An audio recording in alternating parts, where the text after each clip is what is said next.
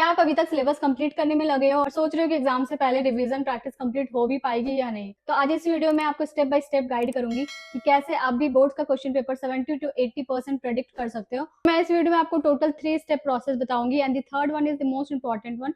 तो make sure करें ये वीडियो पूरा एंड तक जरूर देखें, और अगर आप इस स्ट्रैटेजी को फॉलो करोगे तो बोर्ड्स में आपके आराम से 90% आ सकते हैं। उससे पहले अगर आप इस चैनल पे न्यू हो then let me introduce myself. My name is Soma Mehra and I am here to help you with career guidance, job preparation, resume building, communication skills, personal growth, basically वो हर चीज जो आपको सक्सेसफुल बनने में help करेगी। अगर आप वो स्टूडेंट है जो अपने आप को इंप्रूव करना चाहते हो, गोल अचीव करना चाहते हो, तो ये चैनल स्पेशली आपके लिए है। So please subscribe the channel so that आप कोई भी वीडियो मिस ना करें। सबसे पहले समझते हैं ये इंपॉर्टेंट क्वेश्चंस होते क्या है। तो इंपॉर्टेंट क्वेश्चन वो है जो हर साल रिपीट हो रहे हैं, बार बार रिपीट हो रहे हैं, और जो क्वेश्चन हर साल रिपीट हो रहे हैं उसके 90% चांसेस है कि वो इस साल भी रिपीट होंगे।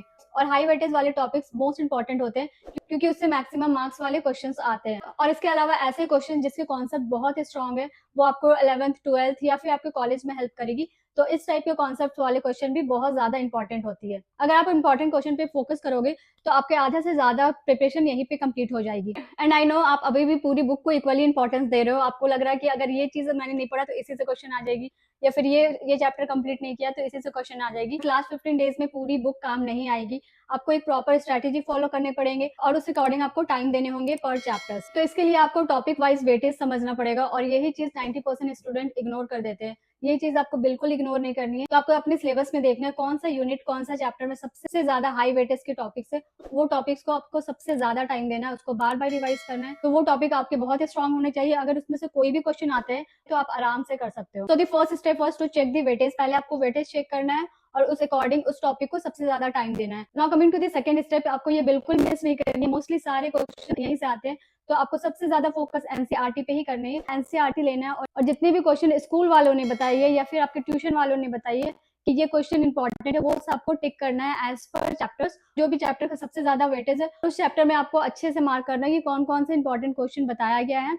और कोई अगर ऐसा चैप्टर है जिसका वेटेज ज्यादा है और आपने अभी तक वो चैप्टर कंप्लीट नहीं किया, तो उसके लिए आपको क्या करना है, आपको पूरी चैप्टर अभी कंप्लीट नहीं करनी है और उसको आपको यूट्यूब से पढ़ना है, ताकि आप शॉर्ट पीरियड ऑफ टाइम में अच्छे से टॉपिक भी कवर करें और जितनी भी नोट्स है वो आप अच्छे से रेडी करके रखें। तो स्कूल में बताया गया इंपॉर्टेंट क्वेश्चन को बिल्कुल भी इग्नोर नहीं करना है और एनसीईआरटी में अच्छे से फोकस करना है। Now coming to the third step, the most important step, इसको तो आपको बिल्कुल भी मिस नहीं करना है और इसको आपको अच्छी तरह से फॉलो करना है। अगर आप ये चीज सीरियसली फॉलो करोगे तो आई बेट आपके 90% आराम से आ जाएंगे। तो इसके लिए आपको क्या करना है, सबसे पहले तो जितने भी प्रीवियस ईयर के क्वेश्चन पेपर है, लास्ट 5 to 10 ईयर्स के क्वेश्चन पेपर है, ऑफिशियल वेबसाइट से आप निकालें। अगर आपको ऑफिशियल वेबसाइट से नहीं मिल रहे हैं तो बहुत सारे बुक्स आते हैं जिसमें प्रीवियस ईयर क्वेश्चन पेपर रहते हैं विद आंसर्स। तो एक गोल्डन रूल आपको अपने माइंड में सेट करके रखनी है कि जो चीज बार बार पूछी जा रही है, जो चीज बार बार पूछी जा रही है वो इस साल भी पूछी जा सकती है।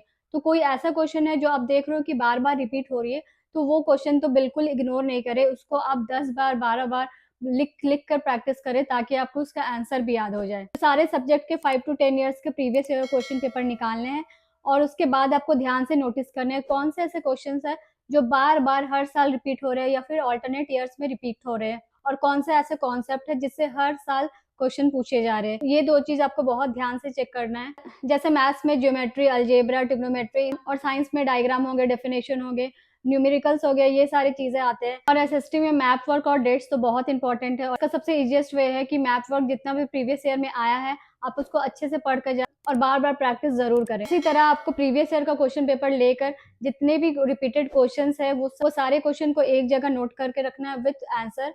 अगर आपको कोई भी सब्जेक्ट के इंपॉर्टेंट क्वेश्चन चाहिए तो you can comment on this video, I will surely create a detail video specially for you. और हाँ, आप जब इंपॉर्टेंट क्वेश्चन का नोटबुक बना रहे हो तो जो भी क्वेश्चन है उसके साइड में ईयर लिखना है कि कौन कौन से ईयर में वो क्वेश्चन आए हैं, क्योंकि नंबर ऑफ ईयर्स वहां पे लिखे रहेंगे। आपके सबकॉन्शियस माइंड में रहेगा अच्छा ये इतने बार पूछा गया है तो ये साल भी जरूर आएगा। तो आप जब भी रिवाइज करने बैठोगे तो वो क्वेश्चन में आपका ज्यादा फोकस रहेगा।